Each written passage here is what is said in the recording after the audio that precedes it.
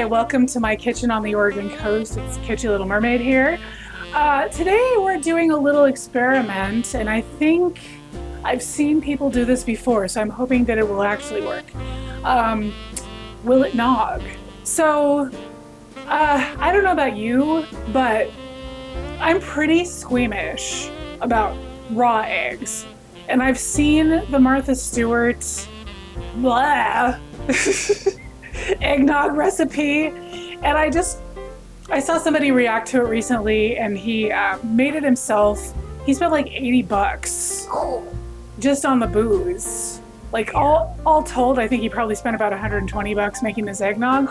And in the end, he didn't like it because he said it smelled like nail polish remover. And I was just like, that's not how it should be. That's not how it should be, especially when you're playing the, salmonella, possibly flu A bingo card.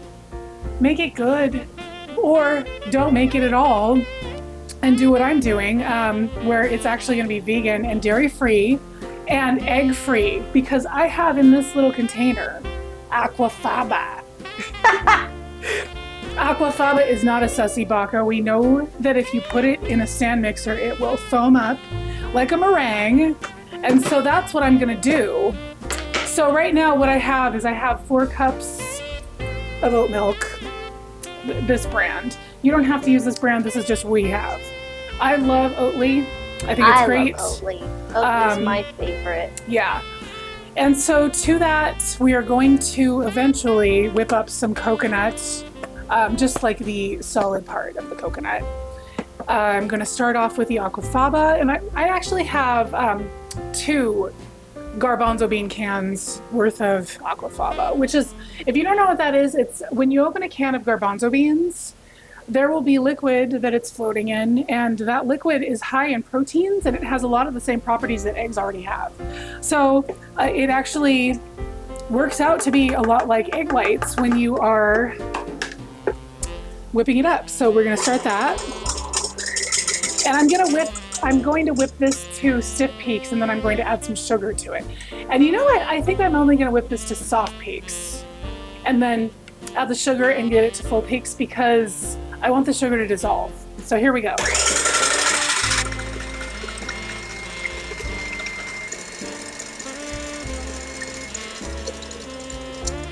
I also just had a thought, and I'm wondering if it'll do the same thing. I have cream of tartar, and I often use cream of tartar when I'm making a meringue. So I'm gonna try a little bit of that. If you don't know what cream of tartar is, it's really great. It will help you out so much in the kitchen. It's tartaric acid, and I just totally spilled it. It's tartaric acid, and it is a component that's already in baking soda, or not baking soda, but baking powder. It is the component that they add to baking powder to make it react. So if you're using a recipe that does not have a lot of acid in it, you can use baking powder, and it will react the same way as if you were to use like something with an invert sugar, which has acid. So an invert sugar would be like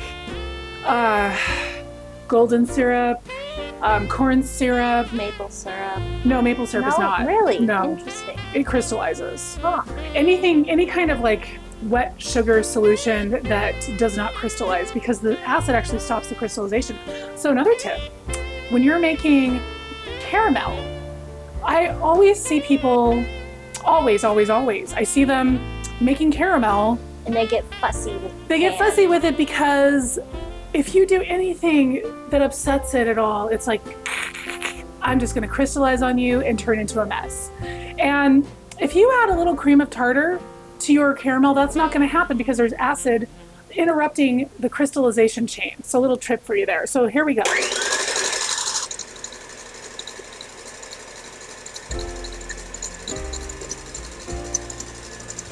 Okay. No, that's still pretty runny. I'm going to give it a little bit more. Okay.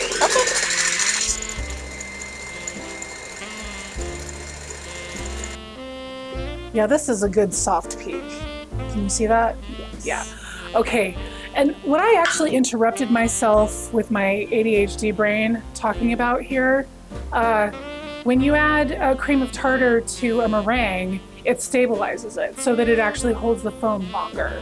And the same thing happens when you add any kind of acid to it. So if you have a little bit of lemon juice and you don't have cream of tartar, you can do that as well, and it will stabilize. It kind of like causes the proteins to go, and they just pull in a little bit more and they stabilize. So I'm gonna start with half a cup of sugar, and I'm just gonna whip this to full paste now.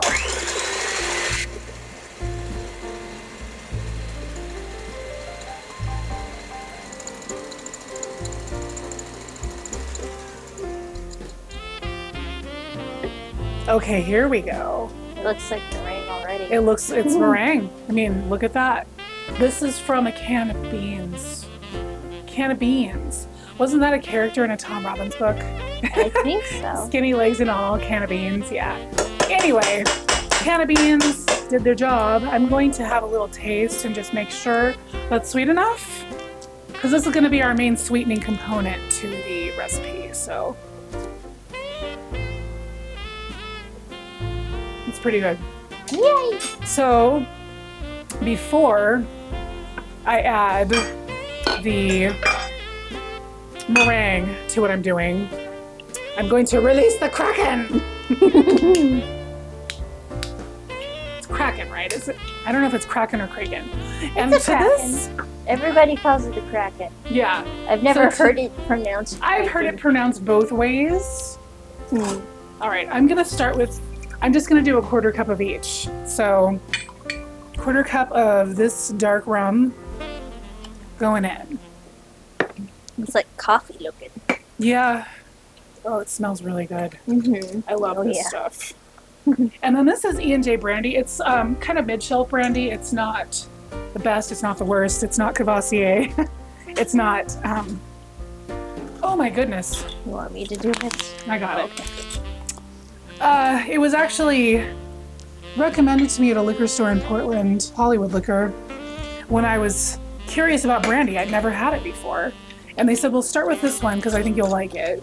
And they were right. I like this one. And it's not very expensive, which is nice. And this Maker's Mark is the only whiskey that people with celiac can have.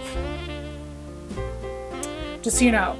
Because a lot of times whiskey manufacturers will do things like re-add mash back into their product after they've distilled it. Maker's doesn't do that. That's good to know. Yeah. It's why, it's kind of like when I go out drinking and I don't really know what I want, but I know I want something, I'll just say Maker's neat, please, because I know I can have that. All right. And there we go with that. Oh, this is gonna get me drunk. Yeah, this is why we only have a little bit. Okay, and I'm going to grab a little spatula, and we are going to first, well, I'll just go ahead and dollop this on top. I'm going to slacken it a little bit with this first bit. This is a little like making a souffle. You want to use the first bit to kind of slacken your mixture, and that's why, yeah. You don't have to be too precious with this part. So I'm just kind of sloshing it back and forth, getting it incorporated.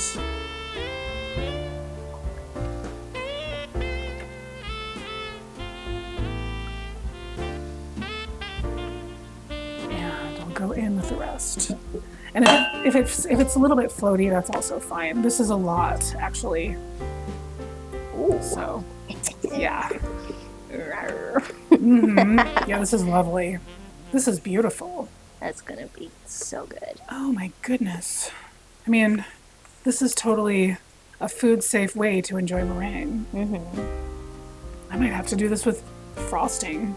Yeah. You could make a totally vegan frosting with this. Yeah, you could. Okay, so that is... All right, so I actually still need that.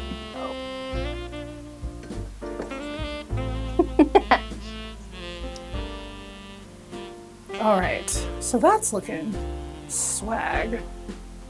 I'm not going to worry about what is going on here. I'm just going to, yeah.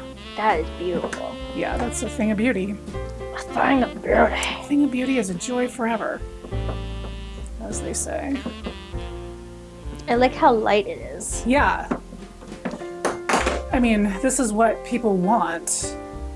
This is one of the ones I shook, so I'm just going to go ahead and add it. Ooh, I may need a larger bowl for this. Uh-oh. We're going to ignore the phone. Okay, which one is this? So this one's solid.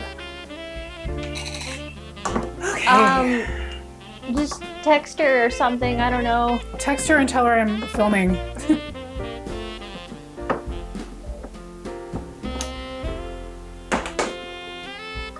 For context, my sister is calling from Texas. Yep. Okay. Here we go. This is going to be fine. This will be fine. Okay.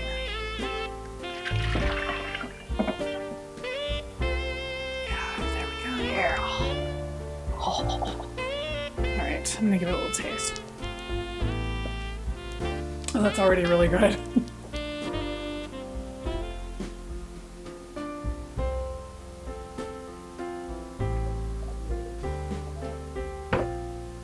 Okay. I'm just gonna grab the solid part of this because that's all I need. This coconut water can be used for all sorts of things, though. You can drink it. Actually, I could just add it. Do I want to, though? There's still a little bit of... All right. So we are just going to whip this up with a little sugar as well. Yippee! Give me some sugar, baby. Okay. Oop. And then... Huh. What happened? What did happen? Oh, no. Did it die? No. Okay. Okay, good. I was about to say, did it? That'd be terrible. Would not be good. Not good timing. This is whipping up nicely. Yeah.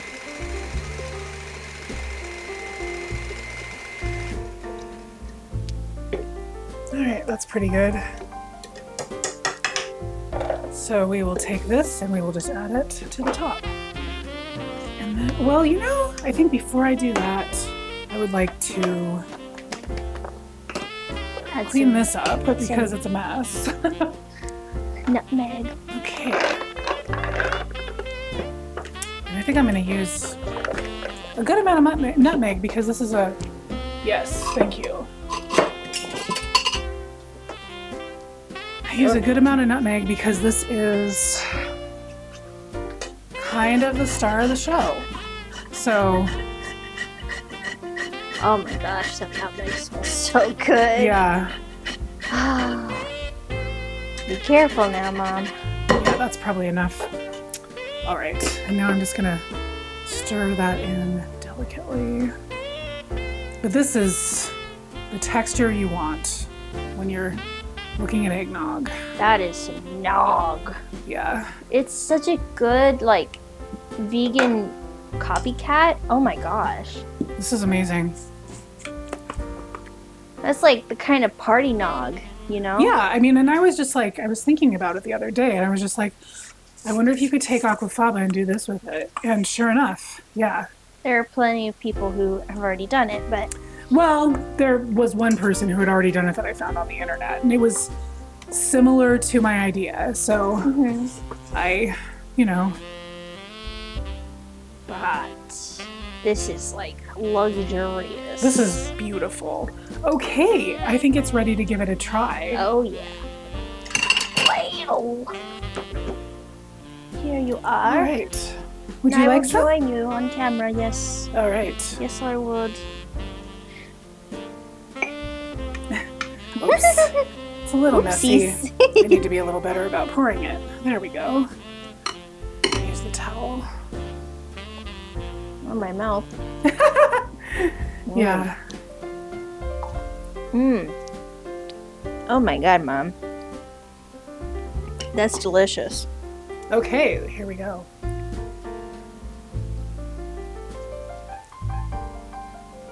This is much better than the Martha Stewart recipe. Sorry, Martha. You don't need to make your eggnog taste like nail polish remover. This does not taste like nail polish remover. It's got the right balance of flavors from the alcohol. It tastes like the holidays. But it's not overpowering. I mean, you want it to just taste like the holidays. You don't want it to taste like, I don't know, lawnmower fuel. Mm-hmm. Like, that's not why we're here. We don't want to like drink from the lawnmower. We want to just enjoy ourselves and have a good time. So, yeah, I think this might even make ice cream. Oh yeah, I bet it could. Let's try that. Like, maybe we make another video where we will it ice cream. Yeah, because it has all of the components to keep the ice cream from crystallizing too much. It's got alcohol in it. We have an ice cream It's very machine. thick. It's got a lot of good fat. It's actually got good fat, and I think it would work. So stay tuned. I think I may have another recipe that we'll see. All right, so I really appreciate you being here. I appreciate you watching me this past year, or half a year. I wish you a very happy new year, and I really hope that things are better for you if they need to be. Anyway, happy new year. Love you. Bye.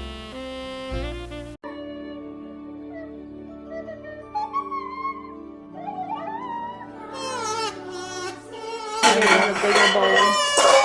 Whoa! He's not dropped the bowl on the floor. Aw, shit. Okay. The solid part. Oh well, it's okay.